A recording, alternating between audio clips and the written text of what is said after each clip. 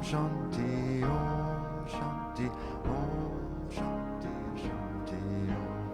Peace inside my heart, God and only God is moving me. Peace inside my heart, God and only God I live to see.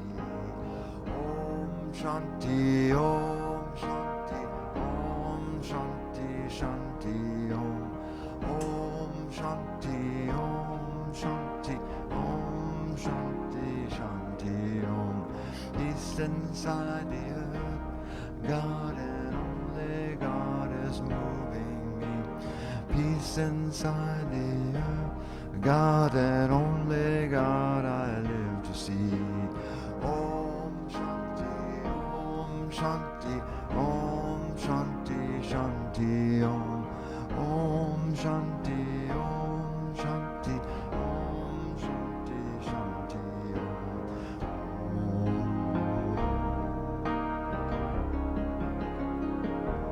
Om Shanti, Om.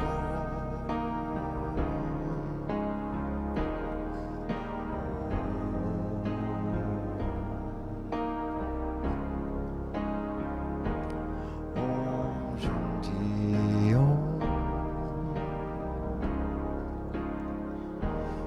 When there is peace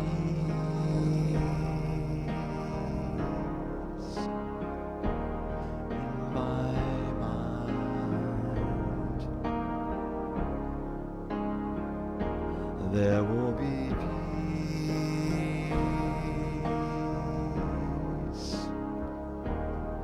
on the earth.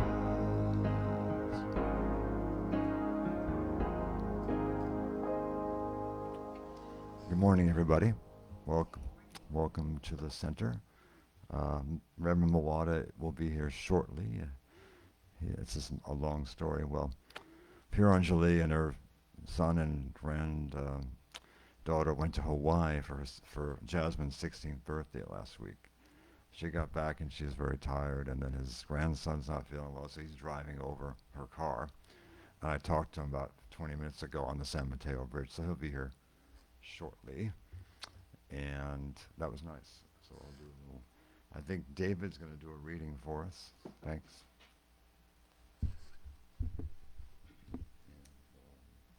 Some microphones.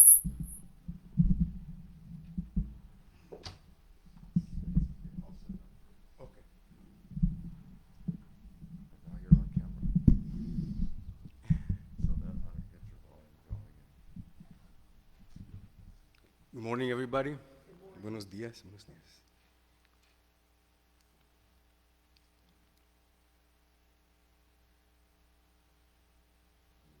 Yes, sir.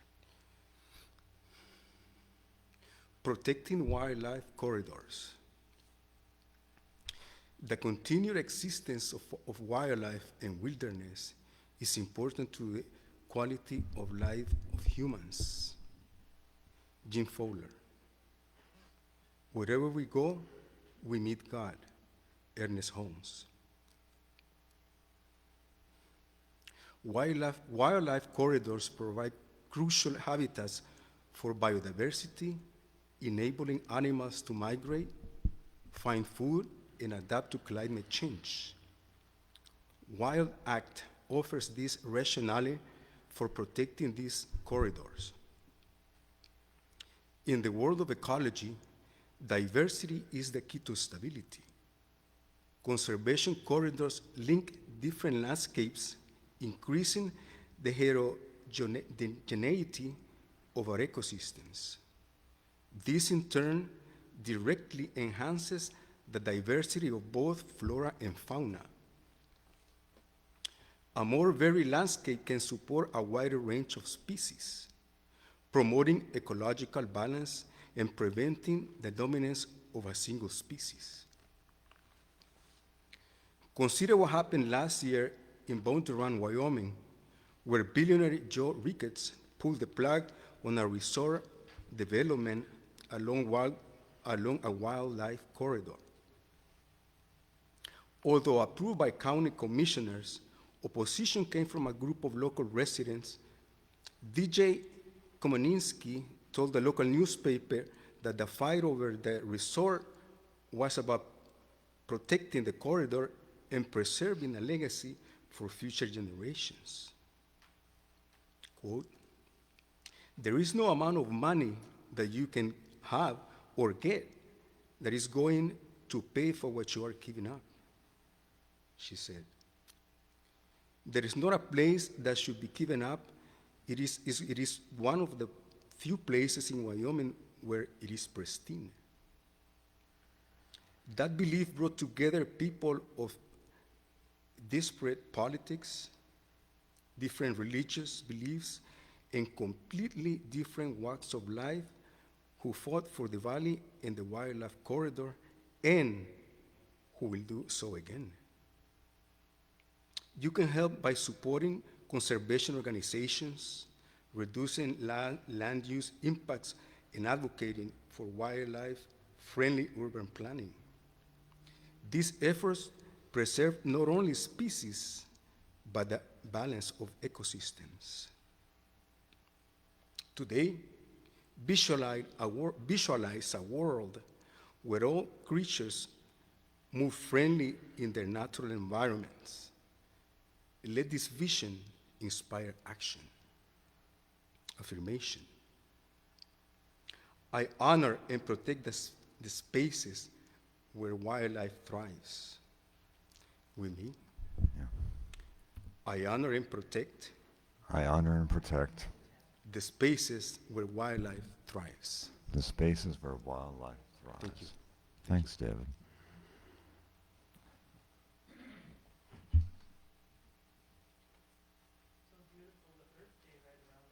Yeah, I think that might have been the theme.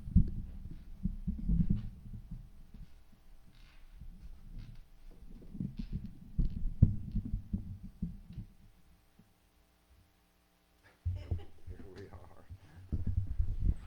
Okay, let's see. Time for some music. Everybody know the song, This Joy That I Have? The world didn't give it to me. The world didn't give it, the world can't take it away.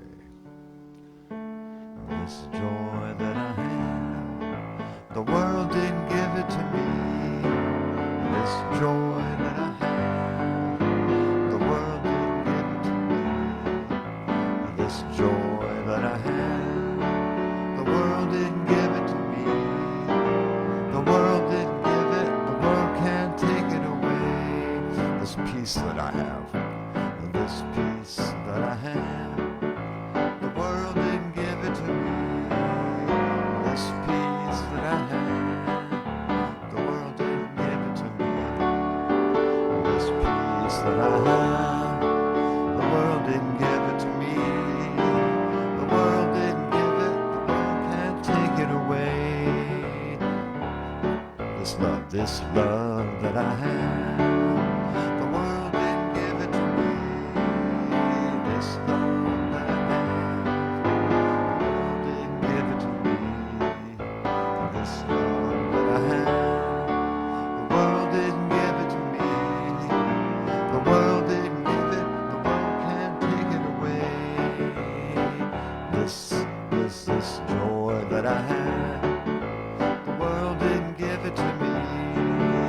This joy that I have, the world didn't give it to me. This joy that I have, the world didn't give it to me. The world didn't give it, the world can't take it away. Thank you.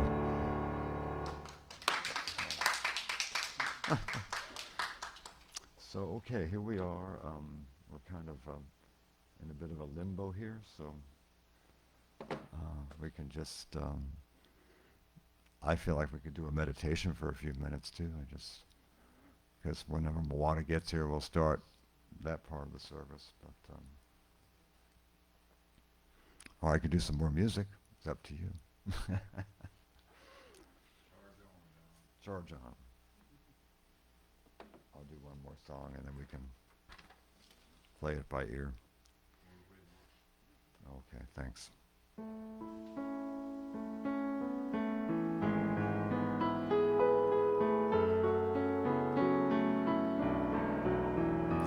I am so blessed. I am so blessed. I am so grateful for all that I am. I am so blessed. I am so blessed. I am so grateful. I am so blessed. I am so blessed. I am so blessed.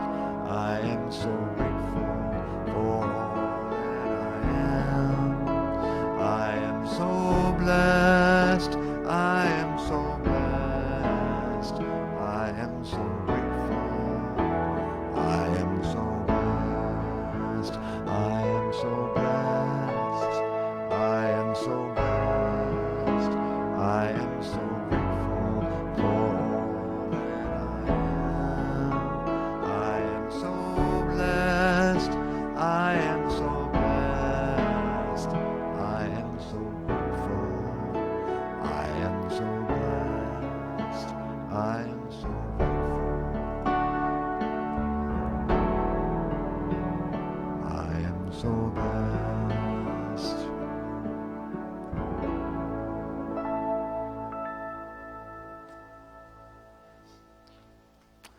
All right. You know what?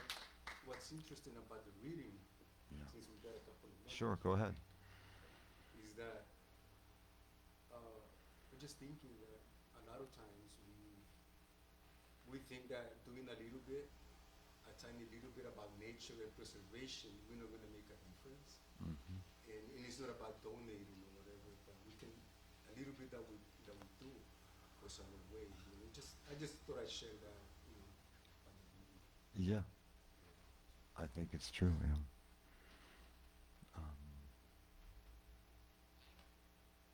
Anybody else have anything to share about the reading or anything else? What's going on? We're just having a few minutes here before we've done a lot already, but just taking a few.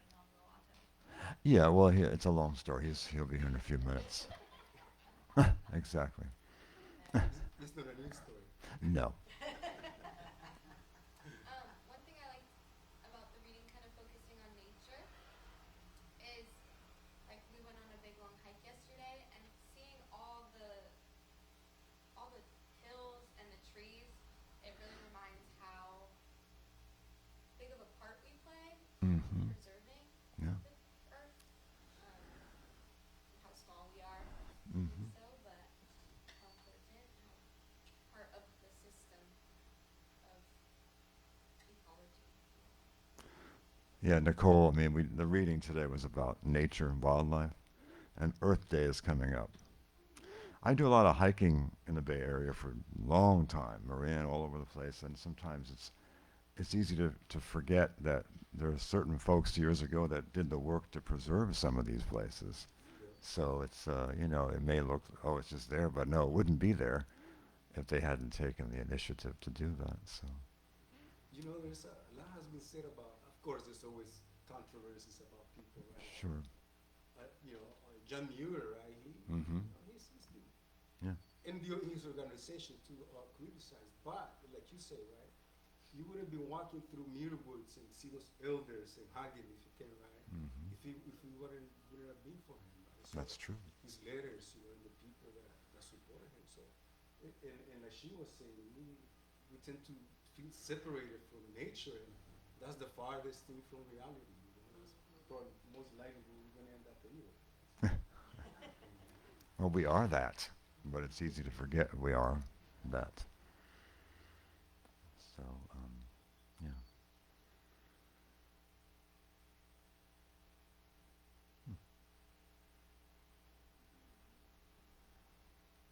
I was saying we could also have a short meditation now and just, it's a really nice, quiet feeling right here. Feels good to me anyway. I think that's a good idea, John, Yeah, because it also talking about Earth Day and yeah, how beautiful it is. The Earth, it gives a lot, and we often think about how much it gives and how beautiful it is. yeah. But it can also receive and it can hold a lot too. Mm-hmm. I feel like Mother Earth is there to take away and take away so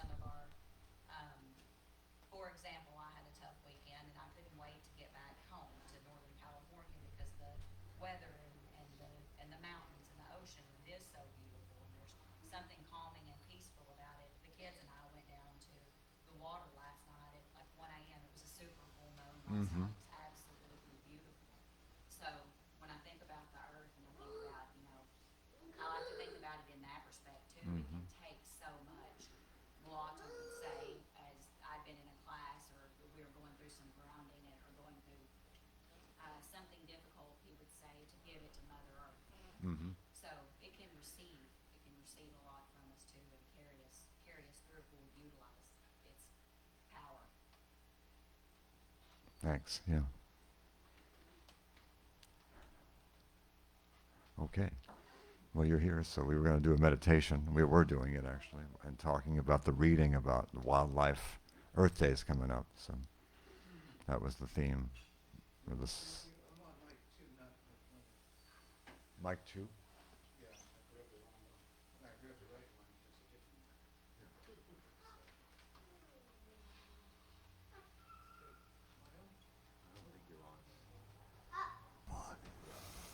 Okay.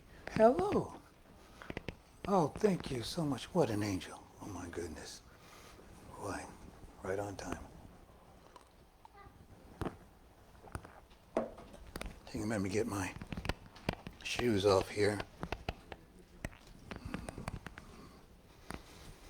It's a trick I picked up from my mom. She was the minister that really trained me since I was a child. And she always spoke barefoot. I decided to try it one day. Something about it. The other thing she does, interestingly enough, whenever she speaks, she has her eyes closed the whole talk. She's just standing there with her eyes closed, just channeling what's coming through, just speaking. I did that once or twice here.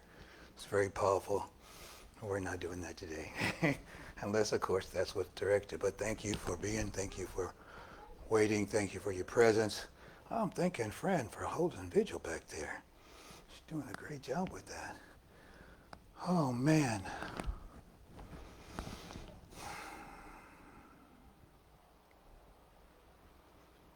I hear, who's that? Lewis Carroll? The time has come, the walrus said, to speak of many things, of seals and ships and sealing wax and cabbages and kings. And whether seas are boiling hot, pigs have wings, something like that. So much going on. It doesn't really matter what is going on out here when you recognize we're part of a subjective reality, that there's one life, one mind, one power, one presence. This is a huge, huge idea. One life, one mind, one power, one presence, one consciousness, one essence, through which, of which, by which all things are happening. And it's all happening right now. It's a game-changing mindset. It doesn't mean that, this philosophy is not a get-rich-quick scheme. It doesn't promise to cure all your problems. It's not going to give you a better personality. It's not going to just put money in your bank account. You're not going to instantly be in a great relationship. It's not about the things you get, although you do get things. You do get things. I hear, never doubt. A small group of thoughtful and committed citizens can make a difference in the world. Indeed, that's all that ever has. That means I'm a difference maker. What does it mean? I'm a difference maker. What does it mean? I'm a difference. What does it mean? I'm a difference maker. Okay, because people who are difference makers, when they say, that means I'm making a difference, right? Yeah. When do difference makers make a difference? Right now. Right now, all the time. There's only one moment, it's now. This is kind of bugging me, but I guess I have to. So we're all difference makers, and consciousness has caused my consciousness make a difference. What matters is not what's going on in the moment, but the consciousness that I have while it's happening. And that's really the difference, because you hear athletes talk about the game slowing down because they're in the zone, they're in the present moment, they're not thinking before or after. The basketball player, that the basket looks as big as the ocean, they can't miss. Baseball player looks like he's swinging at a watermelon, he can't miss. You know, the fielder can't miss because they're in what I like to call the zone. Well, the zone is in a state of wholeness. Now, they're attenuated to the idea of their sports because they condition themselves over the years to do the same thing. You hear people talk about muscle memory, especially shooters. There's just, after a while, you've taken so many thousands of shots that is just a muscle memory, just like walking. It's a muscle memory. And just like we condition and we get muscle memory with our physical muscles, our spiritual muscle also needs a good workout. And a workout means it's going to be stressed. Yes? Yes. I have a friend who's a grower. It's a relative, actually. And I...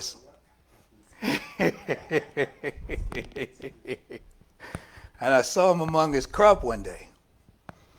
He's telling me all about his plants and all this stuff. And I've learned it's just that, especially with men folks, just let them talk about it when they're talking about this stuff. You know, we like to pontificate about it. So I'm telling him how much he knows about what he's doing. But he reached over and he grabbed a plant and just crumpled it in his hand, the stalk. He started wrestling with it. He didn't break it, but he stressed it. He started stressing on the stalk. Why are you doing that? He said, well, I'm causing the plant injury, harm. To heal itself, it will send more energy to that affected spot. When it sends more energy to that affected spot, the buds get bigger. So maybe what's going on in our lives right now, we're just working on some bigger buds. Maybe when things really get hard, you can just say to yourself, you know what? These are some fat buds I'm raising right now. Fat tomatoes, fat strawberries, whichever thing your crop is. Recognize that the stress we may be going through in the moment, you know what they say, delay is not defeat. It's not denial. It just means not now. It means this isn't the perfect moment. And how many times have we been in moments we just weren't ready for? Story of my life. Can't speak for anybody else. You know, I catch up to the moment. I catch up to the moment. I don't realize I'm in the moment till I'm in the moment. Oh, I heard Nikki talking about Mother Earth. I just want to touch on that too, because it's a reciprocal universe. I talk about reciprocity all the time. It's a reciprocal universe. What kind of a universe is it? Reciprocal. That means there's a give and a take, an ebb and a flow. You get in what you put in, you know, and that's just the way it works. And so when we recognize it's a reciprocal universe and that consciousness is causing, therefore my consciousness is making a difference, that means what's going on in my life right now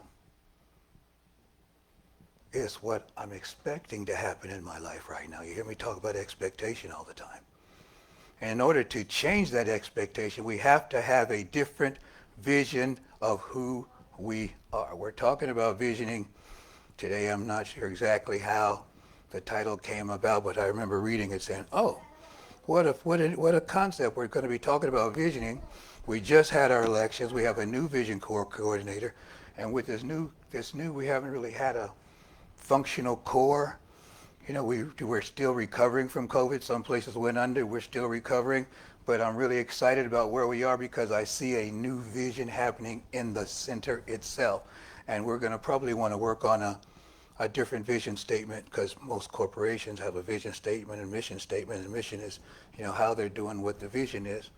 And what is the vision for the San Francisco Center for Spiritual Living? I've talked about, to me, it's a crown jewel of consciousness. You know, that's just, I like crown jewel of consciousness. I like alliteration. But I see us as a shimmering, shining example of wholeness, meaning this is a place people can come to and be reminded of who they are. Dr. Holmes says, our founder, Dr. Holmes says, there's nothing to heal, only the truth to be revealed. What did he say? Meaning, there's no real error, there's no real problem. But when we see things from a finite point of view, it's easy to become an alarmist when you don't see the final outcome. You climb on a stair, you may not know, you may not see it. I think Martin Luther King uses this example. You don't see the top stair, but you know if you keep climbing the stairs, you will get to the top. A vision is something that you strive for on a daily basis. It's going into the silence. And then just talk about visions a little bit. Everybody visions. You're not always aware that you're vision. A dream is a vision. You don't have to be awake. If you can imagine stuff in your mind, that is a vision that you're having in your mind. Are you with me so far? So when I say anybody can vision, who does that mean? All of us. That means me. Yes? Okay. So it's not a special trait, a special quality that only special people can do. We're all doing it naturally, inherently. It's not something you cannot do. I don't particularly remember my dreams, but they keep telling me, oh, no, you're dreaming. You know, they can hook me up to the machine and say, you're dreaming. We saw you dreaming. You just don't remember. And I say, well, what is it about Moata that Moata does not want to remember his dreams? And then I started thinking about my life. And I said, oh, trauma can keep me from that, okay? That's not the point I'm making. The point I'm making, I was squashing the dream. I was hiding the dream. I was obfuscating the vision in such a fashion that I didn't know who I was. There's an old story about the eagle got raised with chickens. There's some story about how the eagle egg, the guy found this eagle egg, probably killed the eagle. You know, a guy felt bad. He put the eagle egg in with the chickens. And the mother hen sat on the egg, and sure enough, the chickens hatched. So did the eagle. Looked a little different. Folks couldn't, what is it with this dude with this curved beak and these big old long claws? It doesn't look like any of us. He couldn't peck very well because his beak wasn't designed for that. He's malnutrition. The other birds are picking on him. And he's feeling like an outcast. And finally, another eagle flew by and saw this eagle in the barnyard with the chickens, playing with his food. And so he kind of went off to the side and he pulled him over. He says, what are you doing? He says, I'm just living my life. He says, yeah, but you're with the chickens. You're not a chicken. He couldn't convince the eagle that he wasn't a chicken.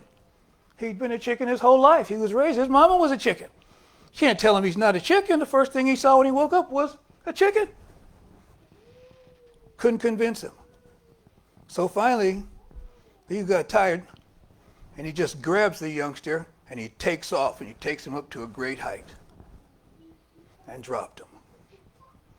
Sometime between when he got dropped and when he hit the ground, the eagle figured out he could fly, that he wasn't an eagle. But it was the stress of that moment. Shakespeare has a quote that I've been thinking, I love this quote. Shakespeare says, some men are born great, others achieve greatness, while still others have greatness thrust upon them. Growing up as a child, when I heard, I think it's in Macbeth, I must have been in junior high when I read it. What a cool quote, man. And I thought about my life. I'm like, well, you know, can't say I was born great. I come from some real humble beginnings here. You know, and I haven't really achieved any greatness, so I must be one of these people that has greatness thrust upon him. And I could look at my life and see where I have risen to the occasion. I've shrunk from the occasion too. You know, you hear people talking about their courageous moments. Few of us talk about our cowardly moments. But they walk hand in hand, and you have to be able to embrace them both. Otherwise, the shame of cowardice will prevent courage from emerging. We have to give ourselves permission to fail. Permission to fail. Failure simply means it hasn't arrived at my expected time. That's all it means. It doesn't mean you stop trying.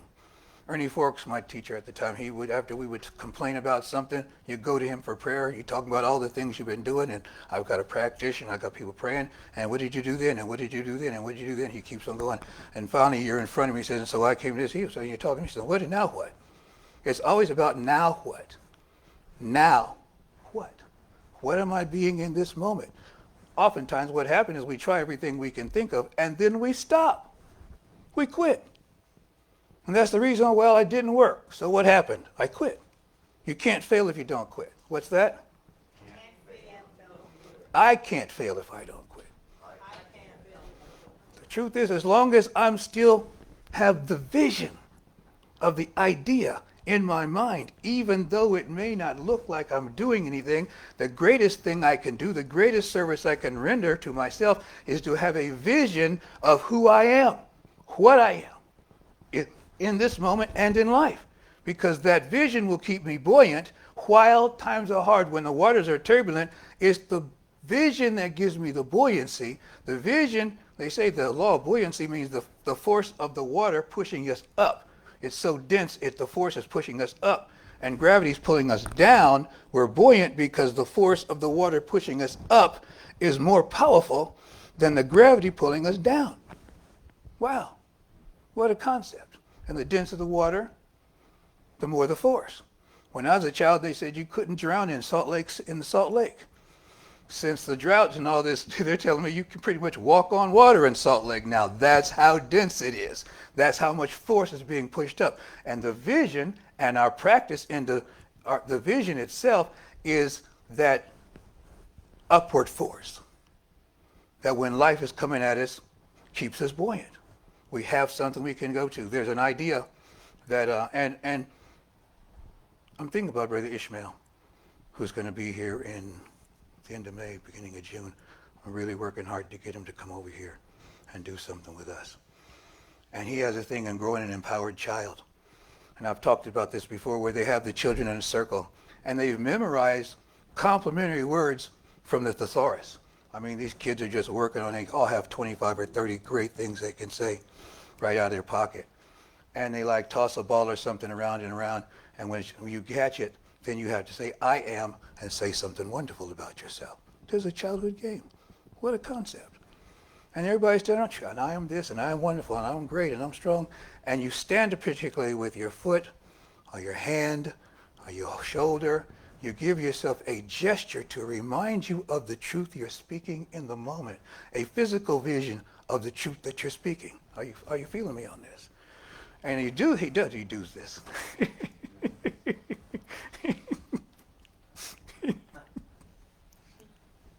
That's a new one. I made a lot. He does this. Oh boy. So that when they're in the company of adults who don't know who they are, and the adults don't know who they are because adults don't know who they are. And so it's hard to teach somebody something that you don't know. You get them up to where you are, and then that's the limitation of belief. And so he recognizes that children, most difficulty they have is with their parents and with adults. And so this secret pose, the thing with their hand or their leg, whatever they're doing, he says, when you're in the company of adults, strike the pose. So that when you're being berated and called out for whatever you did wrong, you can remember all the things you've been saying about yourself in the game. But they're conditioning their mind as children to say wonderful things about themselves and say wonderful things about one another, so they have a community that appreciates one another, because we had an expression, finding the good and praising it. One of the best compliments I got was from a guy at this place called OCW. I was going there for different problems, and he said, Moata sees the greatness in people. And I thought about that. I said, wow, that's a conditioned response. That's not something I grew up doing. You know, I saw the horror in people. As simple as that. I mean, my first retreat, when I found this philosophy, he took us on a retreat, and I'm so happy to be going. This is one of my most embarrassing moments. And he had everybody do eulogies for one another. I don't know what a eulogy is, okay, but I think I know it's what you say about people after they die, you know, but I still don't know the difference. And I do this for a living, but obituary, they list things, eulogies, a good story. Well, I just wrote down to everybody, when you share the eulogies you have for everybody. That's when I realized my horrible mistake, when people started sharing the eulogies about these wonderful people in the room. Oh my God. He got to me, I said, I can't read mine. I did the exercise wrong. I don't want anybody to know. I don't want anybody to know what I wrote. No, you got to read it. Come on, man. John Brown was run over by a train today. Susan Shepherd was attacked by wild dogs.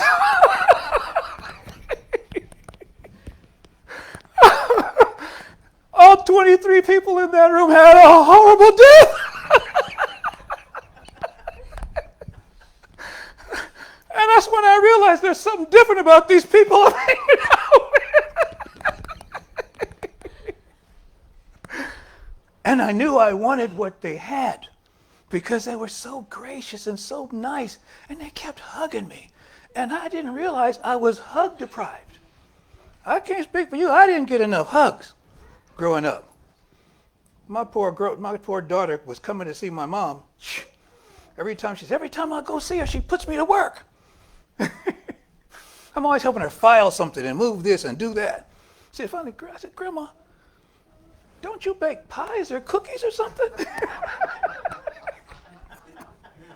She had a vision of her grandma that wasn't matching reality.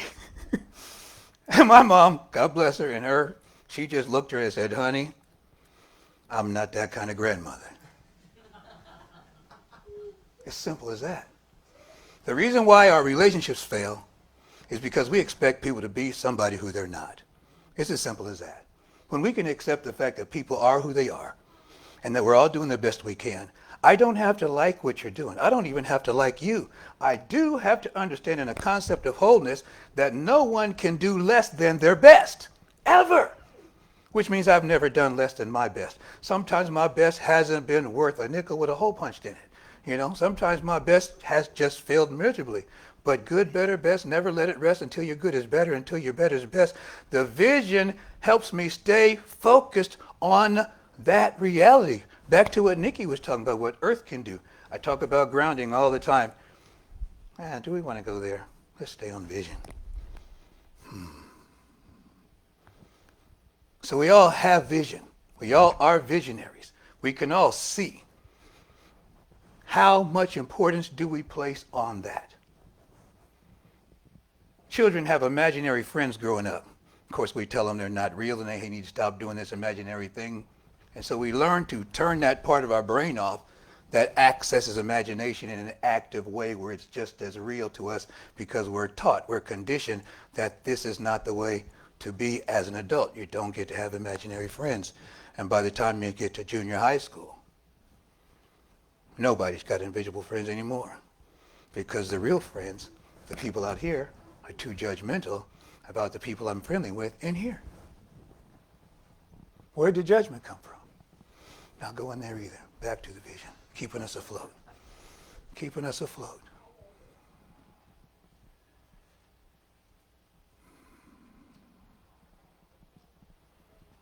Vision comes out of the stillness. It's something that's practiced throughout antiquity. Native Americans go on a vision quest. They just go out there with a knife and sleep among the grizzly bears because they think it's important for them to merge with nature, to recognize you're one with the environment. You go on this quest and they expect you to come out of it with a vision. They've got elders standing by to help us interpret the vision that comes from that. In Australia, they did a walk about a similar thing. They just go out into nature. And when you go out into nature, you're going out there for the quiet, for the stillness. Get away from people. Get away from the din, the hubbub. Vision comes from that quiet place. When we're listening to the deepest silence. We understand what visualization is, and there have been a lot of studies on visualization and how you can picture something, and people putting mind maps up and treasure maps with pictures on them and getting success. I'm not saying visualization isn't wrong, it's just different. Visualization is my imagination going as far as I can about what's my highest good and what my highest good is, like me writing the recipe for my life.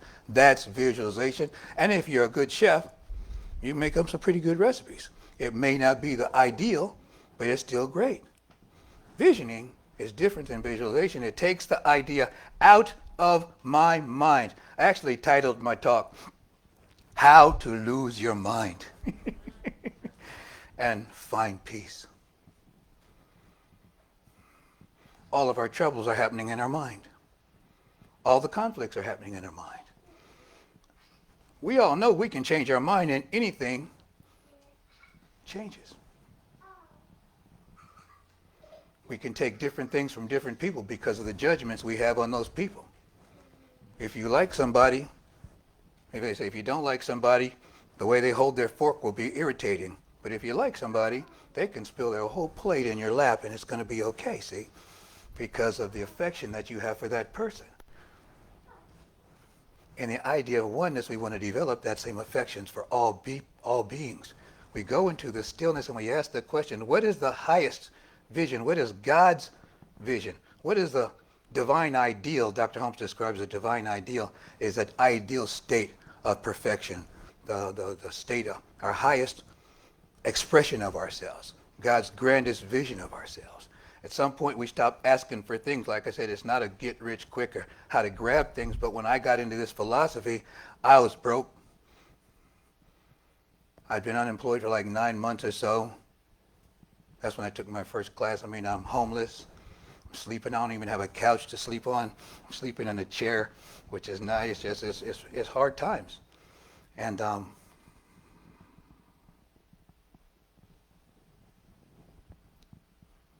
Okay. Be still. Always listening for the deepest silence. As much as I want to talk about visioning, I want to talk about being still mostly. Because vision comes from the stillness, and we can't get still, we can't catch the vision. When I started visioning, I couldn't catch the vision. I'd be in a room with 8, 10, however many people, and they're all talking about all this stuff they got. But remember, I grew up so traumatized, I didn't remember my dreams. My imagination was stifled. I didn't know I could write. I couldn't do a lot of things. I couldn't vision. They say, well, you're the placeholder. You're keeping the space for everybody else to get the vision. But I couldn't do it. I had to practice over and over again. What would happen is when people started recording their results and saying stuff, then I would get it when I hear other people's vision. It would trigger my vision. That's a good reason to share the vision, because it helps people get in touch with their vision. And as they get in touch with their vision, they'll trigger your vision back inside of you again. And so I learned how to open myself and start to receive things, but it didn't happen right away. I'm talking about disappointment right now because we think disappointment and defeat are the same thing sometimes. And because we're disappointed, we stop the effort. But in the effort of consciousness, there's no perfect time to stop. We don't stop. They say your ears keep growing no matter how old you go. So if you live to be 200, your ears will probably be a foot long. Some things never stop growing. Consciousness never stops growing. It's always evaluating, always absorbing, always probing, always asking, what is this? Everything we experience is the divine. In the vision, we go into the stillness and ask, what is the greatest expression of this idea for my life? We're literally asking God, what does my highest good look like? I'm no longer asking about things. That's where I was trying to go with that. I met these people, and they all had stuff. You need to know this, too. When I got outside the place, everybody was driving a nice car. They living in these great places. They're wearing all these things. And I'm looking, I said, man, I want some of this stuff. That's what really attracted me. The hugs and the stuff. But a funny thing happened. I kept coming back for the hugs. And I learned about consciousness. I learned about it's not about the stuff. But when you stay in the pocket, you stay in the practice, what happens, the stuff comes along for the ride, because all of the ways I've been blocking my stuff from coming to me begins to fall away. And this grounding thing, I keep trying to get the thing to keep You know, I had a situation where I've been practicing the grounding and practicing the grounding and practicing the grounding, and this is and you just give it to, this is a relationship I have with the earth now. Because every day, several times a day, I get in touch with the planet by sending all the energy, and one of the tricks you can do is you think about all the places you've been, like what it took to get here today. The road trip, the car, the getting out of the car, the getting dressed, and you bring it all into this moment. And be here, now. This is what it took to get here. Now from here you go into the stillness. Now you want to vision, what is my highest good? When you ask what the highest good is, you don't edit that. You don't try to make it look the way you want it to look. No, God, that is not my highest good. It looks like this. Most of the time, well, that's what we're doing. But in the vision process, you're just still, and you just start writing down what comes down. And you do that over a period of time, and patterns begin to emerge. What's happening is a subjective mind is starting to tell us that which we are seeking. We're asking the divine, what is my highest good? We ask about the center. What is the highest good for the center? Daniel's our new Vision Corps coordinator. I think we're going to do our first vision, if you're interested in that, Wednesdays. Don't have the exact time, but not this Wednesday, the following Wednesday. Yes, online. We might be here. I'll let him work that part out. So we're all going to have this opportunity to get in touch with, not going to have it, we all have the opportunity to be in touch with the highest expression of ourselves. They say when you pray, you're talking to God, but when you meditate, you're listening for God. And vision is about the listening. Vision is about the listening. And for those of us who are old enough and been through enough, you understand the power of listening. We all have an intuitive voice. Everybody has an intuitive voice. We've learned over the years that an intuitive voice is usually true. We don't like to call it instinct because we're different from animals. We don't have instinct. We have intuition, but it acts the same way.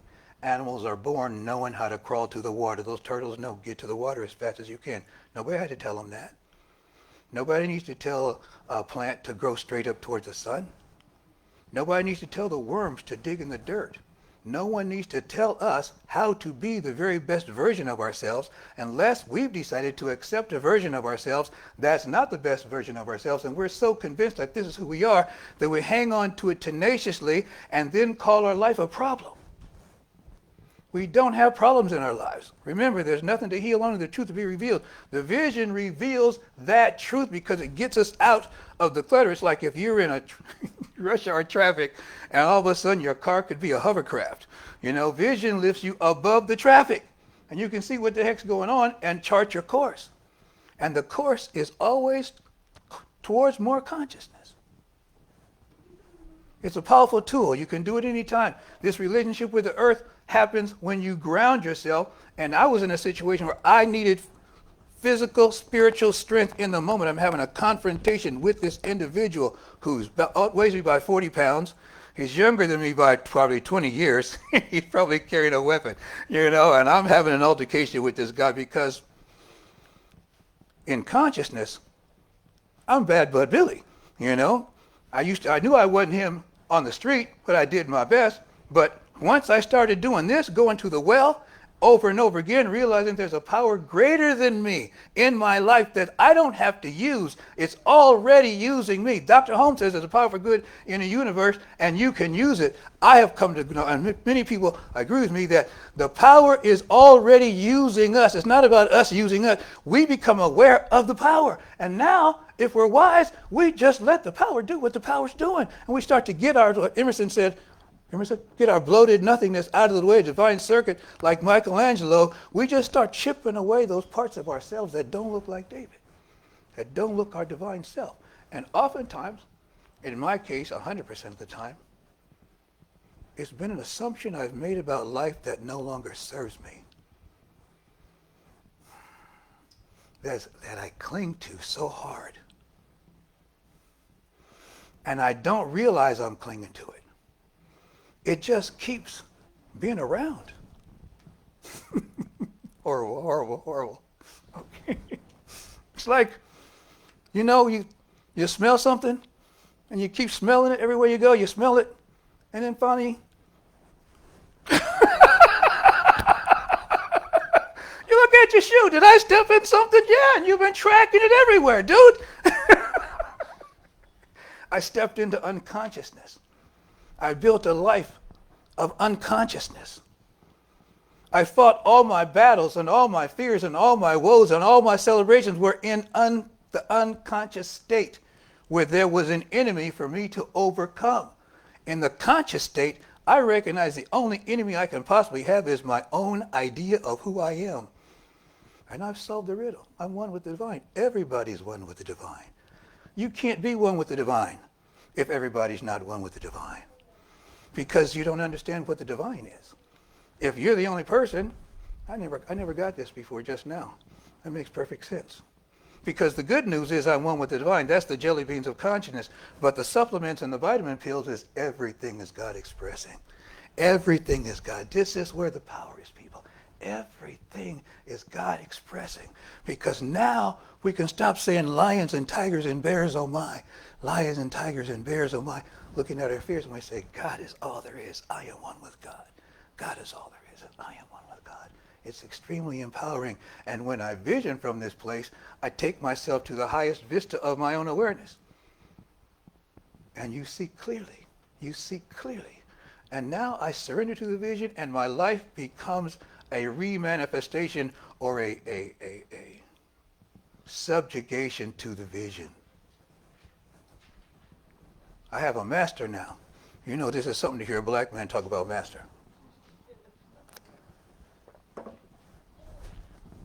I struggled with this idea. I have trouble with when I was working in audiovisual because they'd have the master copy.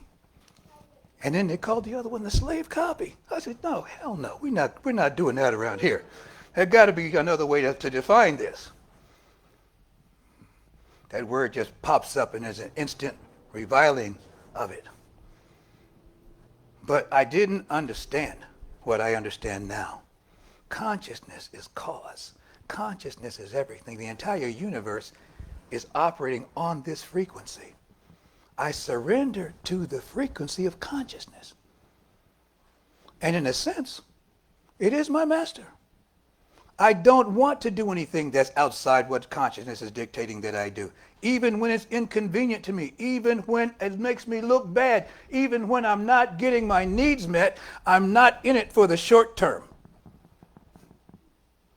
When Hannibal fought the Romans and ran them off back across the mountain, his first in command general said, we need to pursue them and take them out. Hannibal, he's the one who crossed the Alps with the elephants into Rome. He got defeated there because he didn't listen to his general. He said, get them now. He said, no, we'll come back and get them later, blah, blah, blah. He said, they'll be too strong then. He was right. Went to Rome, got defeated. The point I'm making, his general said, sir, you know how to win a battle, but not a war. We've been winning the battle and losing the war. And we're losing the war because there's no winning the war of duality. It's a concept, it's a practice, it's a back and forth. It's an ebb and a flow, it's joy, it's sorrow, it's up, it's down, it's pain, it's pleasure. It's an experience. It's not a winning and a losing. Until we rise out of it and realize it's not reality. Now we haven't won this game. This battle can't be won. But we war against principalities. We war against wickedness in high places, the Bible says. And the high place is my consciousness. Because this is where the schism of duality and not getting my needs met. And nobody's seen the problems I've seen. My life is more horrible than everybody else's. This person rejected me. This person did this to me. This person did that to me. We've got a list of grievances about low-down, dirty no-goods who don't deserve God's love. But that list are all the reasons why we're not experiencing it. Because we're withholding it. And the same thing is about the vision. I have to want everybody's vision to manifest in order to get out of the way of my vision. This concept of being one with the divine means I don't have any enemies in my life anymore. No matter what they think about me, I have to know you are here to bless me. And let me bless you first, so I know I have a blessing coming. That's how you know you have a blessing coming. You start blessing right away. You bless everything. You bless everything. I was blessing that young man in front of me, sending him all the love I could. But you know what? Man's extremity is God's opportunity. I'm blessing him. He's sending me death vibes. I'm sending him, because I'm sure that love is the strongest power in the world. So he has no chance against me. I'm the fastest lover. All of a sudden I heard click, click, click, click, click, click. I heard a clicking sound, an unmistakable clicking sound. What does that clicking sound mean? Empty. Out of ammo, baby. I'm out of ammo. This dude is like closest just like this. And we're like intensely staring at each other. And I'm confident because I've got the love of God. All of a sudden, click, click, click. And how could this be? How could this be? All of a sudden, I felt love come up out of the ground. I felt the love coming through the soles of my feet, up my legs, into my body, and streaming out of my chest, out of my heart chakra. And I don't really know all that stuff about chakras, but it's coming. And I'm standing, I'm like, I looked at the guy, I'm like, oh, you're in trouble now. It's like I got backup, baby. I said, this is not me anymore. This is Mother Earth. This is consciousness revealing itself in me. But I've had a relationship with the planet all this time. I've been sending everything you send into Mama. She's going to nurture it. She's going to grow it. She's going to turn it to life. The dead tree is alive. Nothing is dead on the force floor. Nothing's dead in the force. There's no such thing as death. I'm streaming. I'm giving this guy the greatest Care Bear stare in the history of the world. Hearts, rainbows, more unicorns. Man, stood there toe to toe. I'm still walking by the guy. You know, I got home like, yeah. I kind of felt like I won the heavyweight championship of the world. Can't wait to go back and see what's going to happen. I never saw that man again. He never stood on that corner. I saw him stand every day for 2 years. Again. I started wondering, well, did you ever really see him? Was he ever really there? And how would I be able to prove it? Do we know when we're hallucinating? No, usually we don't. We found out later, oh, I was tripping. So that means I could be tripping at any given time and not know. But see, there's a buoyancy in consciousness. There's a buoyancy in having a vision, which means I don't need to know what's going on right now. That's the beautiful thing about it, people. As you can see, I'm kind of like the Columbo of consciousness. I'm that bumbling, stumbling detective who, you know, looks like he doesn't know what he's doing. And oftentimes I don't. But God knows what I'm doing. And I'm surrendering to God. I have a vision for myself.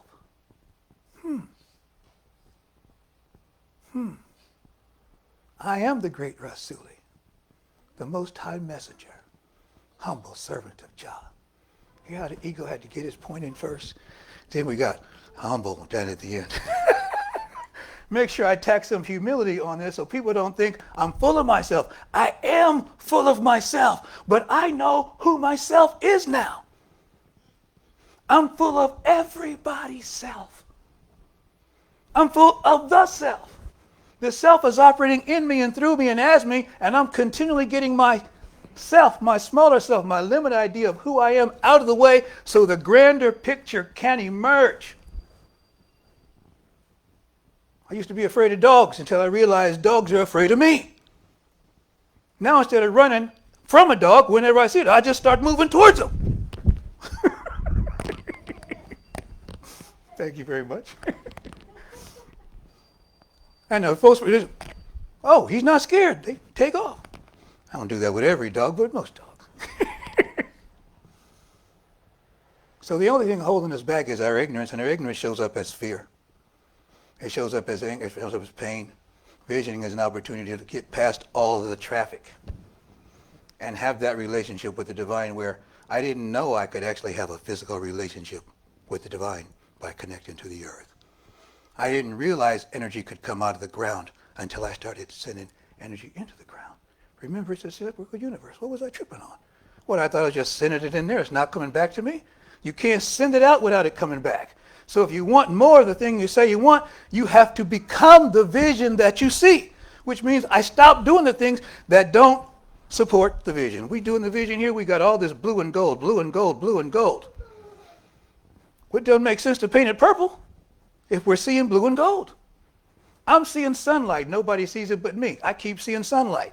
I'm thinking, well, I'm trying to edit the vision. Well, that's probably yellow. People see sunshine, so I'm seeing yellow too. I'm seeing sunshine. When we redesigned the place, the architect came in and defined this as the center of the building. I said, no, I measured the center. It's right here. These are the center spots. I know, I measured them. My intellect is saying he's wrong. He says, no, these skylights are a natural divider in the room. You want this to be the center.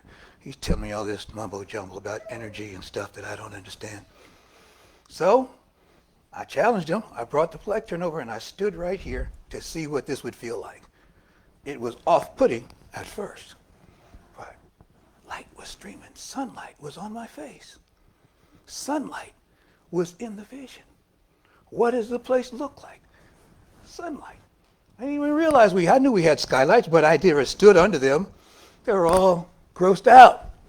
He cleaned them up, made them look nice. Sunlight. I caught that in the vision. Michael Beckwith popularized this. He has a term, he says, you want to catch the vision. You want to catch it, because it's always here. You want to capture it. What is your highest good? That's a question to ask, especially in every moment. What is the highest good in this moment? I've told the story about when I was surrounded by those guys threatening to kill me. I said, okay, God, this is me here requesting for, what is the plan? Basically, what's the highest vision here? There must be a plan, because this is not the end for me. And when it is the end, it'll be the end. But if it's not the end, it's not the end. So I don't need to worry until it's the end. And I don't need to worry then because there's no end. I'm very excited about where we are right now. Nikki's stepping up. We have 2 different families here. This place is on the grow. This place is on the mend. I'm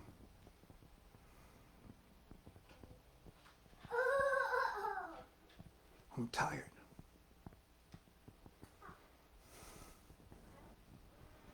And the belief system that I'm letting go of.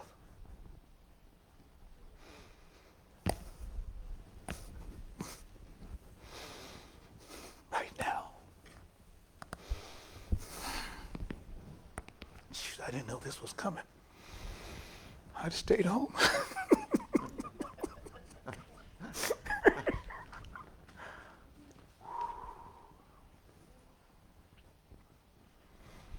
Somehow, I know how.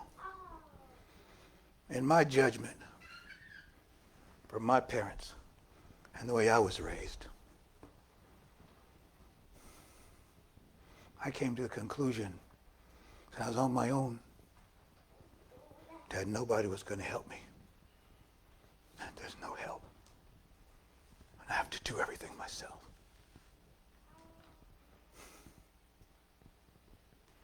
And that's a recipe for failure. And the center, this philosophy, keeps loving me, keeps loving me. It's loved me so much for so long that I have to change this particular narrative. I hadn't seen it like I'm looking at it right now. I've always had help. I've got all the help in the world. Everything's always been there. But it didn't seem that way. It didn't seem that way. I've been here almost 30 years now. There's been people here helping me every step of the way. Everything I've ever done, there have been people helping me every step of the way. But because of my conditioning, I couldn't see the help. I couldn't take advantage of the help.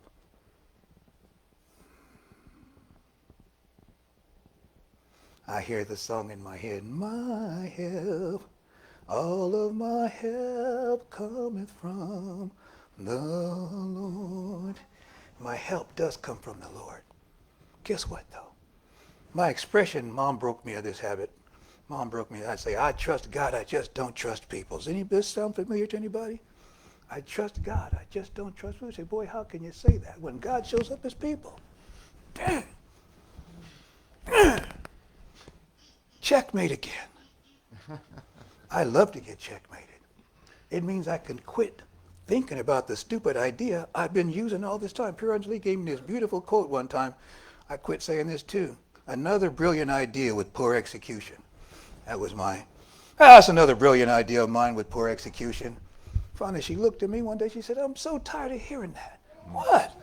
Another brilliant idea with poor execution? What? She said, did it ever occur to you that it was a perfectly stupid plan that you executed brilliantly? Perspective.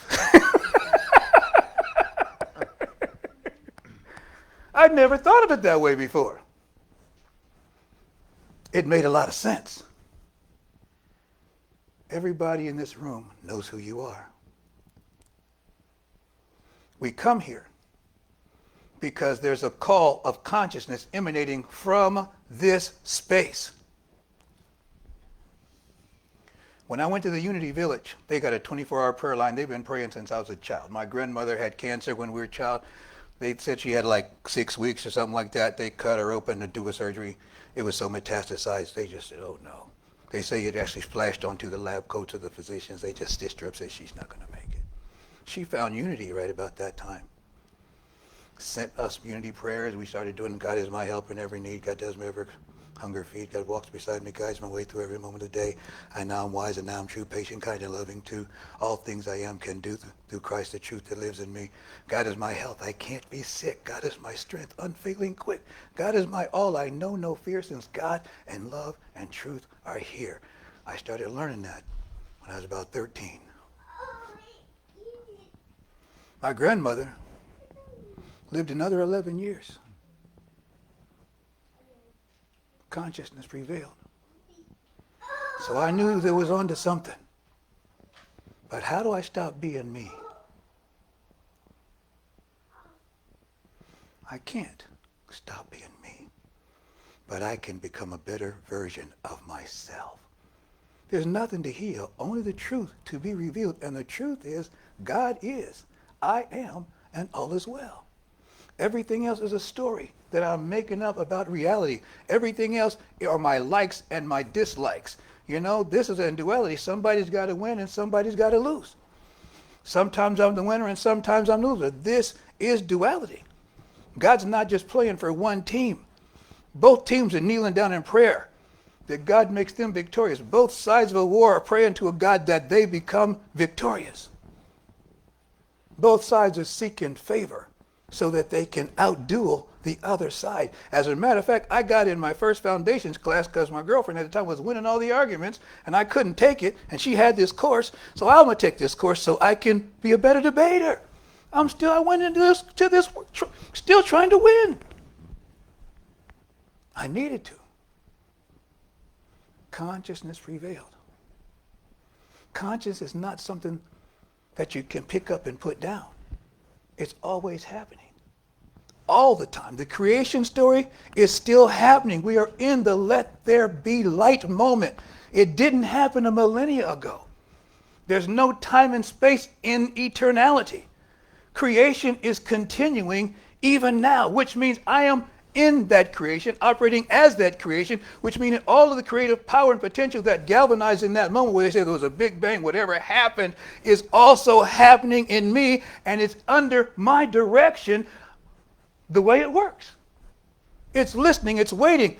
It has a master. It's me. I have a master. It's it. We are in a reciprocal relationship with one another, and you get out what you put in what. If you think the world needs more peace right now, then it's up to me to become more peaceful in my life because I'm adding to the aggravation and the rage and the fear of the world. I think we need more loving, then I need to be more loving. It's very easy to look out at the world and see what's wrong with the world and ignore that we have the same conflicts in our personal lives, and nothing's going to happen out here because even if it changes out here, I'm convinced that what I'm looking at is the reality. You ever see somebody deny who you are right to your face because they can't accept you're that magnificent? It can't be true. I took an IQ test, and I'm looking at the guy, he's looking at my IQ score.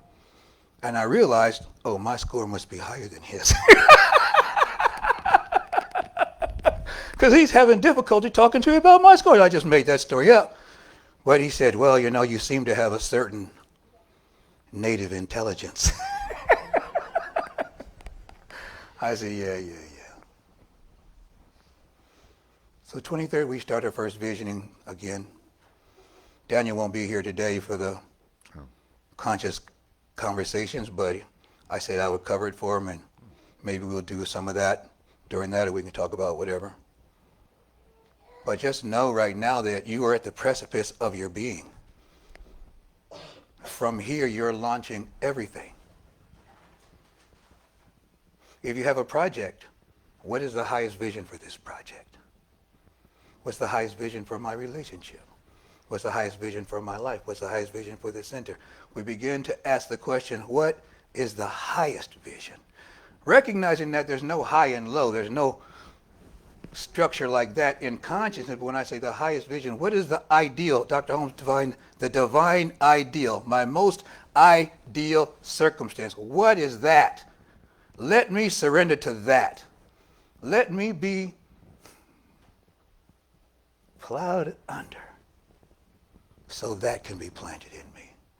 Let me be the iron that's being shaped and folded by the blacksmith. Let me be the glass being blown by the blower. Let me be a supreme complement to the voice and power that indwells me. How do I stop being something different?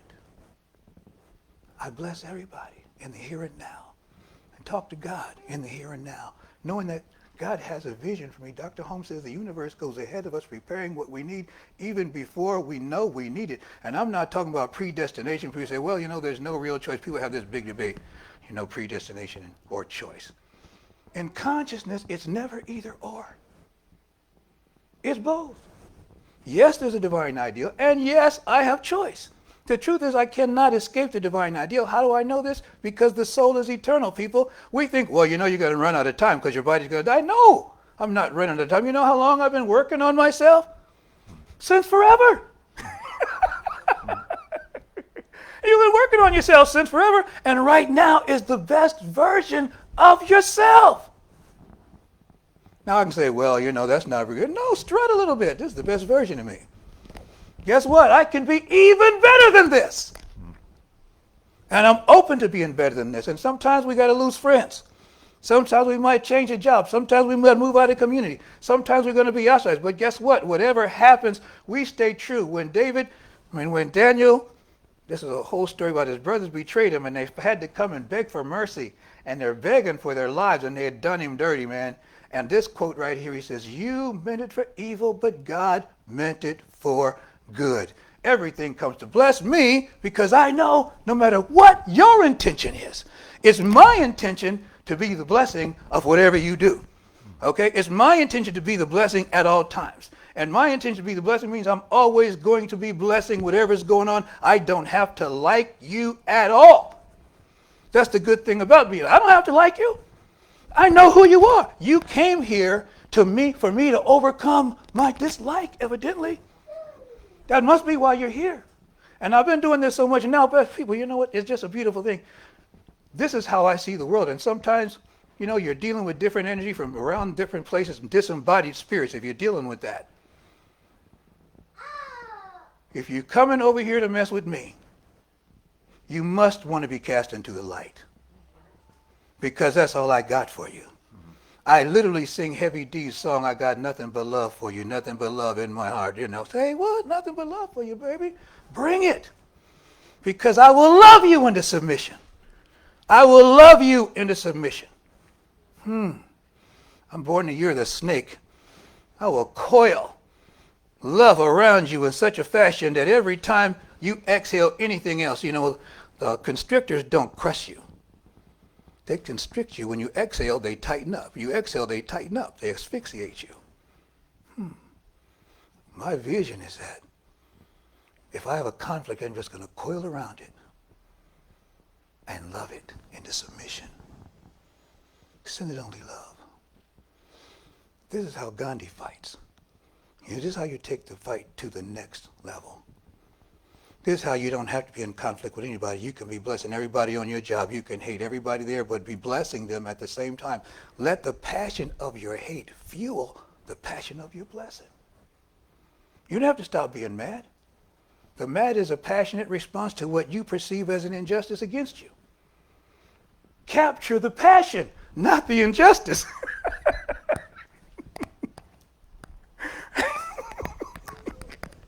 We're capturing the injustice and letting the passion to feed the injustice now, and it just gets bigger and bigger and bigger. And like I told my son one day, he said, "Wait, Dad, you can hold a grudge." I said, "No, I don't just hold them, son. I nurse them until they get big and strong because I take all the angst from that I have in the past, and I just keep feeding it. We keep looking for confirmation of why yes, it's true. See, it's wrong. It was wrong. It's wrong. It's wrong. It's wrong." You ever watch a game with somebody and know they can talk about how the refs are always cheating them? Oh, God. And sometimes it's true. Nobody wants to hear your complaints about your life, except people who want you to listen to their complaints about their life. And I don't know about you, I'm just telling on myself. I get tired of listening to people's complaints about their lives. As a minister, it's different because I see it as an opportunity. So I'm blessed because now I respond from the opportunity. But if I didn't have the training that I have, I would just be, I'm listening, but at some point you need to stop crying about this. I didn't get to cry about stuff.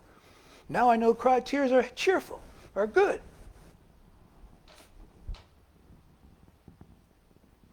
So what's the question we're asking ourselves? Somebody know? This is the end. Answer this question right. Okay, another 10 minutes. Here we go.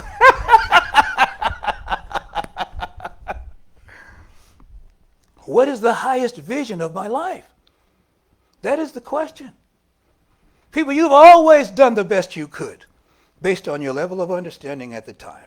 And so has everyone else. And when we understand this, I'm one of these people who have acted such a fool in my life.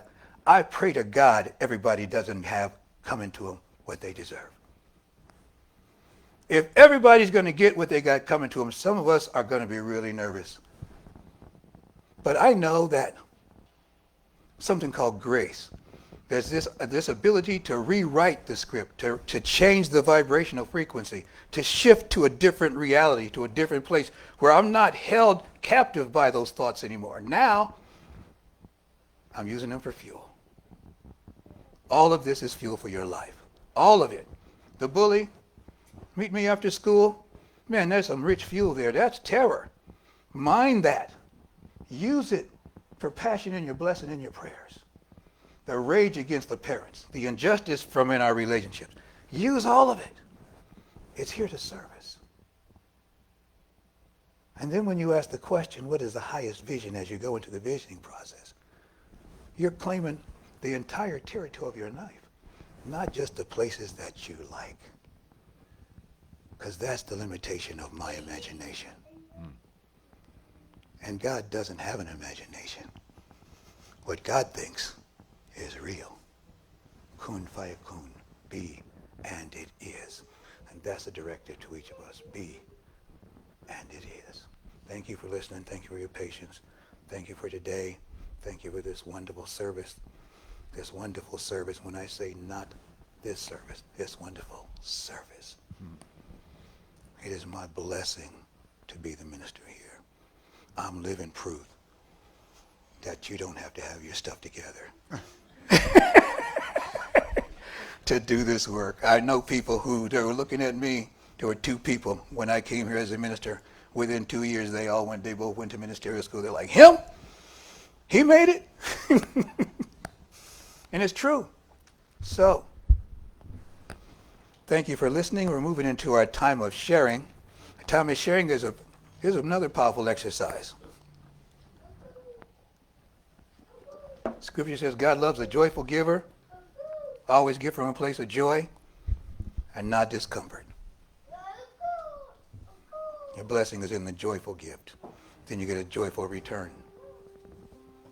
And if you're at a place of joy and you want to increase that giving, we don't mind a 1%, 2%, 10%, 100% increase.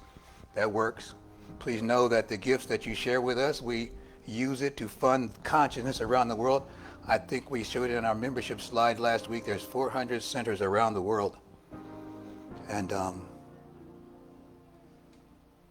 we're getting the message out in in the Ukraine. We've been in the Ukraine for over 30 years. Barbara Leger was over there. And, different things kept her, but yeah, we were there. We're in all parts of Africa, just all over. So we tied to home office. Portion of what we get, they send it out. Your gifts also support this building and the ministries here. And I'm looking to fund ministries in the city myself. I believe in if you love me, feed my sheep. I love that. I'd like to see this be a polling place. I'd like to see this be a community resource. When if there's an emergency, they say, well, you can go meet at that San Francisco Center. They always have something interesting going on there. And so we have different people that go out in the community. Gabriella's like a community liaison. She's just in touch with the city. Her pulse is everywhere. Everybody has a gift. and we're here to share it. So thank you for sharing that gift. Thank you for being a part of this offering. We have a offering affirmation, and you want to give them the address, John? Oh yeah, if you're giving online, the address is give@sfcsl.org. That's PayPal and Zelle. Thanks. You know, you wanna, excuse me, what's this? I'm talking to you though. Your name? Latasha. You want to record all of these sounds. You want to get as much of this recording as you can, because she'll stop doing it. And you won't hear that sound anymore. And it's one of the saddest things for a parent is, I mean, I had like 30 minutes of my daughter cooing, you know. And so when she quit cooing, when I was feeling bad, I could put that tape in and just hear my daughter, la, la, la, la, la, la. I just start feeling better immediately, you know, because it touches the innocent place in us. So we're moving into this time. We're in this time. Please repeat after me. From a consciousness of abundance. From a consciousness of abundance. And centered in gratitude. And centered in gratitude. I generously give. I accept the gifts of prosperity and abundance.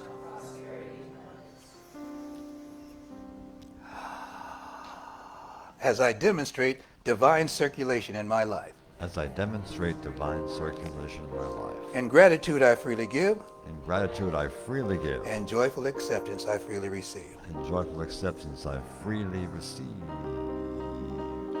I am remembering who I am. I am remembering who I am. I am remembering. I am remembering. I am remembering who I am. I am remembering who I am. I am remembering. I am remembering. Thank you, Tony. Giving thanks and praise for this offering, recognizing that it is given in love, accepted in love, and used to pollinate the idea of consciousness as cause throughout the realm. For each and every one in the right and perfect place at the right and perfect time in the most perfect circumstances, we accept this offering. And so it is, and amen. So it is. Okay.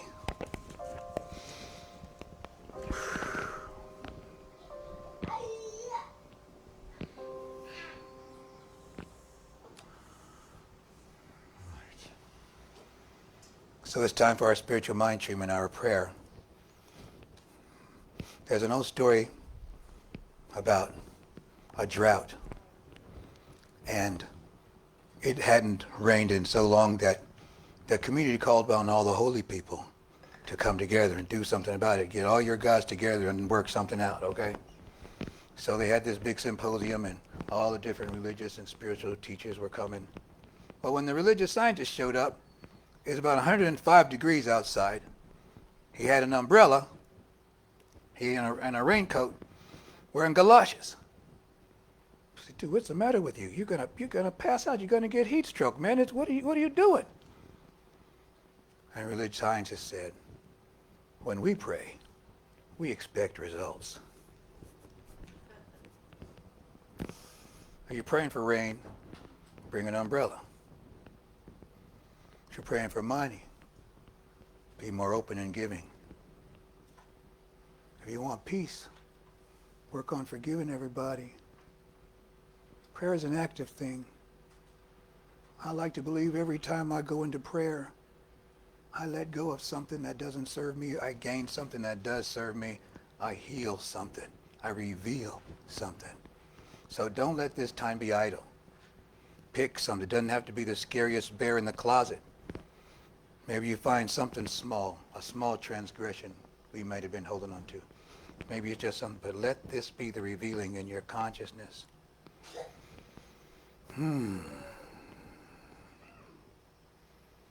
We go to center right now. We pull our energy from our day, perhaps even the night or the week before, our trip here. We visualize ourselves here, arriving at the center, bringing everybody and everybody with us. We arrive in this place in the here and now, sitting in the chair, standing. And in this moment, we send a cord into the ground, a silver cord from the base of the spine. This is our grounding cord. We're grounding ourselves to the planet. And we take it down 5 or 10 feet, and like a root, it goes in every direction. We just let us anchor ourselves there with this root in the ground. If you can take it further, you take it further. Take it as far as you can go. Extend your roots as far as they can go. And know that you're being nurtured and nestled in the bosom of the divine indwelling and self-existent God.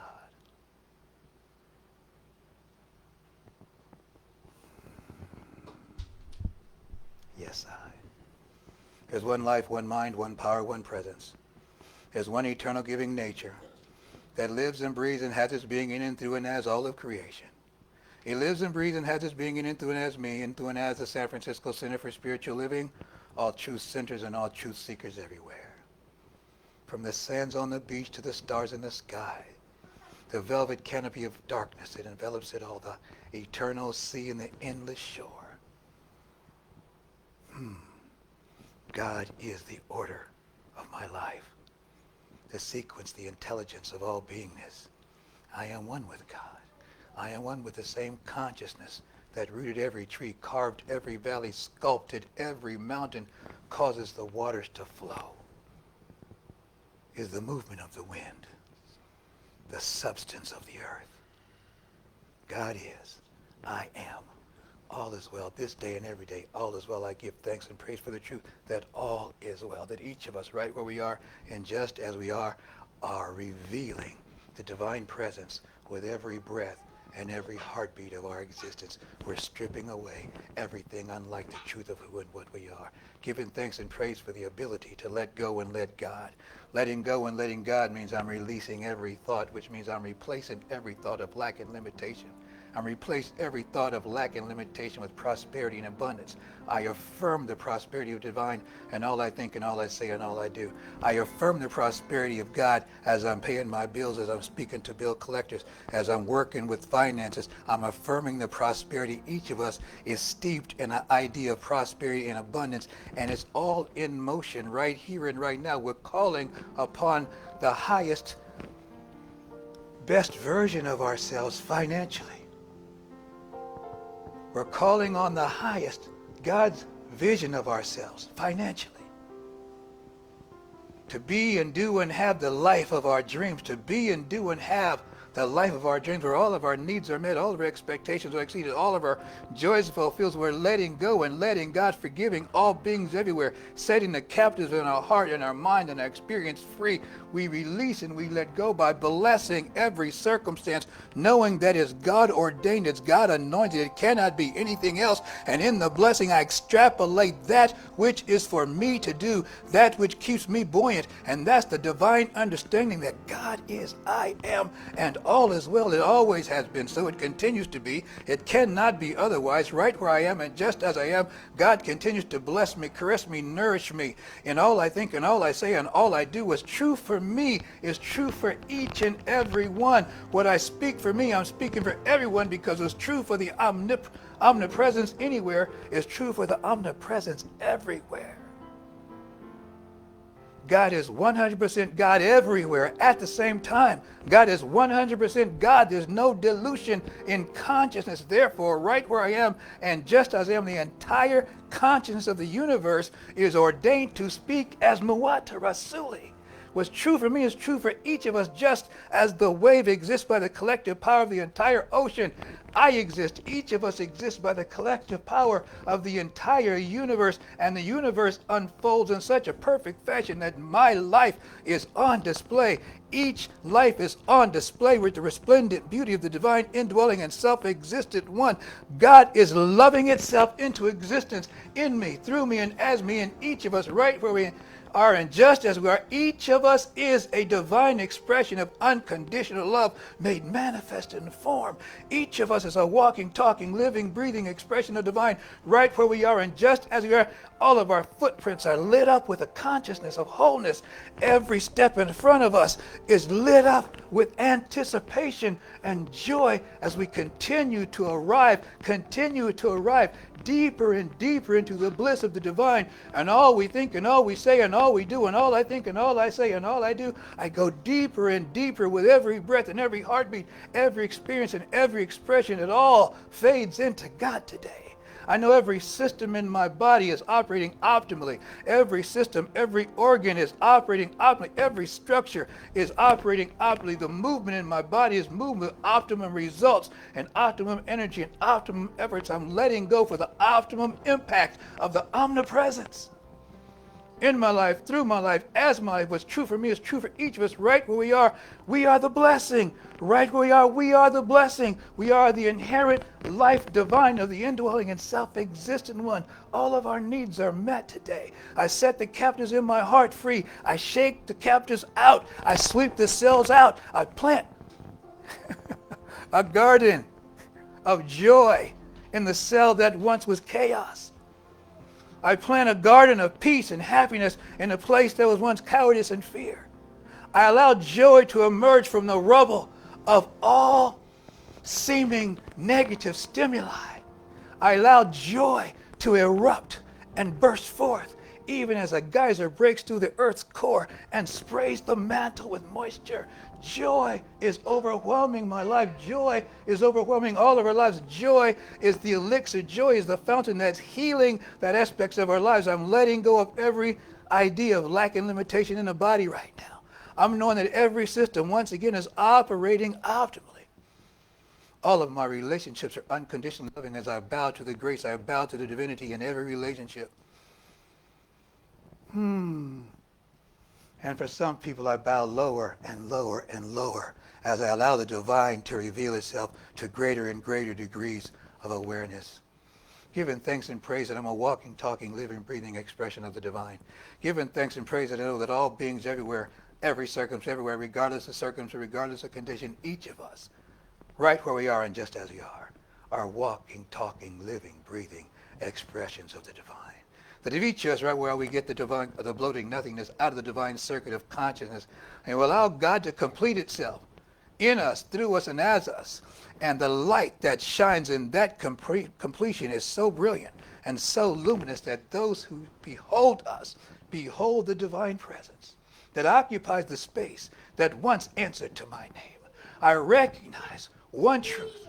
God is, I am, and all is well. This is the truth for each and every one of us right where we are, and just as we are, we bring all of our treasures into the storehouse. Every memory, every anticipation, every circumstance, every hurt, harm, every danger, we're blessing it in the collective I am.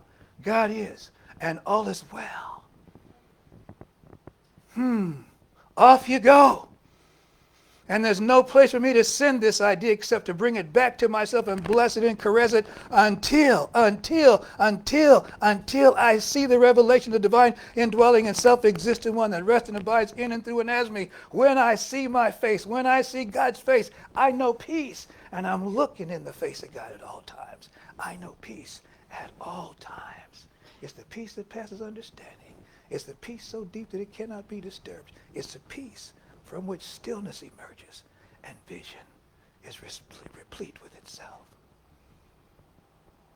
Yes, I, giving thanks and praise for this truth that's being revealed, giving thanks and praise for the healing that's happening right now, giving thanks and praise as we pick up our beds collectively and constant and walk today, striding towards the greater yet to be, open to the divine expression of ourselves and all being everywhere, prospering in all we think and all we say and all we do. Every idea is a prosperous one. Every gesture is a loving one. Every thought is a complete, whole, perfect one. When all is well, all is well, all is well. For this truth, for this realization, for this understanding, I give thanks and praise. I let go and I let God, knowing that there's nothing to be healed here. The truth continues to be revealed, continues to evolve, continues to be made manifest, continues as my life. Life everywhere. Life for each and every one.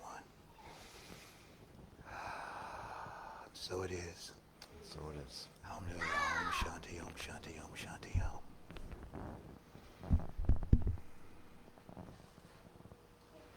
Announcements, yes? Well, conscious conversations this afternoon, about 1 o'clock, yes? You're going to lead that? Yeah. And then we've got, we're going to have our first core council meeting. I haven't talked to you about this yet, John. No. So pardon me for, I just apologize to you right Hopefully here. I can make it Yeah, I hope you can too. It's Wednesday. Wednesday. Yeah. Well, this is, Yeah. So yeah, we'll this talk- is me thinking I have to do everything myself again. We'll talk So, later. Yeah, thank you, John. Fellowship Sunday, first Sunday of the month. Please bring a dish. Please be prepared to help set up and help break down. Sign-up sheets for classes and all activities are in the back. We have different opportunities to serve here. If you're being called to do something, led to do something, please let us know, because we like to see God in motion. I'm looking for somebody to help me coordinate a day for doing cleanup around here. I think maybe once a month or so we need to just do that. So talk to Nikki about it.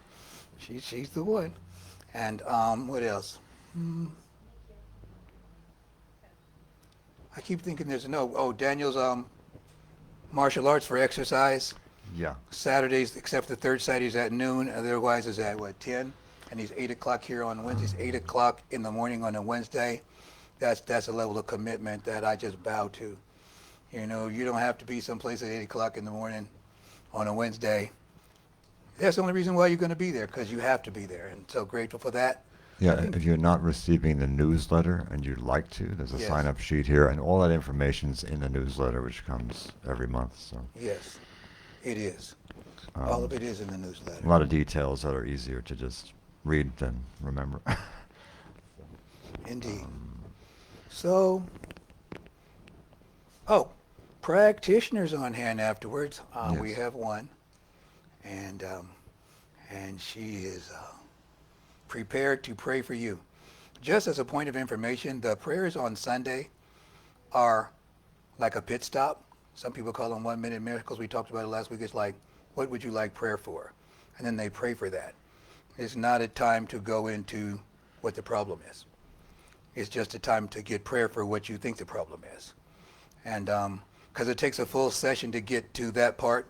And even then, you know, I'm thinking about my mom, Reverend E. She doesn't listen to a person's problem at all. When they come to her prayer, she says, what do you want prayer for? And they start telling her, she's, you believe that story. And if I listen to you, I'll start to believe it. So let's just pray. That's true. Let's just pray for what you want. And so thank you, each and every one. It's a great day outside. Man, it's pretty amazing out there. Life is beautiful. You know, remember that life is beautiful. And be the beauty in life for yourself. We leave here today with an inspiration, with an understanding, a declaration, and a movement in our hearts. We're at peace with ourselves and all beings everywhere because we understand this perfect truth. Please repeat after me. The light of God surrounds me. Okay. The love of God enfolds me. The love of God enfolds The me. power of God protects and watches over me. The power of God protects and watches over me. The wisdom of God guides and directs me. The wisdom of God guides and directs me. And the substance of God supplies, supports, and sustains me. The substance of God supplies, supports, and sustains me. Wherever I am, wherever I go, whatever I think, do, or say, Think, do, or say, God is, God is, and all is well. and all is well. And so it is. And so it is. Thank you. Well, I wanted to sing this song today. We can try it as Oh. a closing song. Yeah, do it, John. I'm sorry. I jumped in. That's okay. Well, this is our closing. Joy in my heart. Remember, right? Oh, yes, that's right. We can do that standing. Let's stand. I have the joy, joy, joy, joy down in my heart. Where? Down in my heart. Down in my heart. I have the joy, joy, joy, joy Down in my heart. Down in my heart to stay. How about the peace that passes Peace that passes understanding down in my heart. Down in my heart. Down in my heart. I have the peace that passes understanding down in my heart. Down in my heart today. The love. I have the love, love, love, love down in my heart. Down in my heart. Down in my heart. I have the love, love, love, love down in my heart. Down in my heart to stay. Everybody know it now? Let's do the whole thing again. I thought that 1, 2, 3. I have the joy, joy, joy, joy down in my heart. Down in my heart. Down in my heart. I have the joy, joy, joy, joy down in my heart. Down in my heart to stay. The peace. I have The peace that passes understanding down in my heart. Down in my heart. Down in my heart. I have the peace that passes understanding down in my heart. Down in my heart today. I have the love. I have the love, love, love, love down in my heart. Down in my heart. Down in my heart. I have the love, love, love, love down in my heart.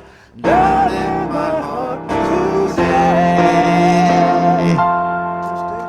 Beautiful. Oh, Thank to you, stay each and every today. one. You can say either. Yes, indeed. Thanks, George Cook. He wrote that in 1925, a century ago. I has it right here. All right, that was it. All right, thank Cool. you. 1 Thank you. o'clock, yes?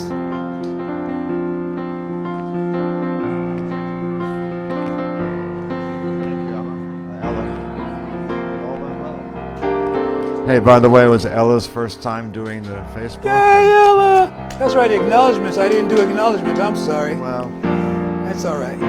we got through it. We got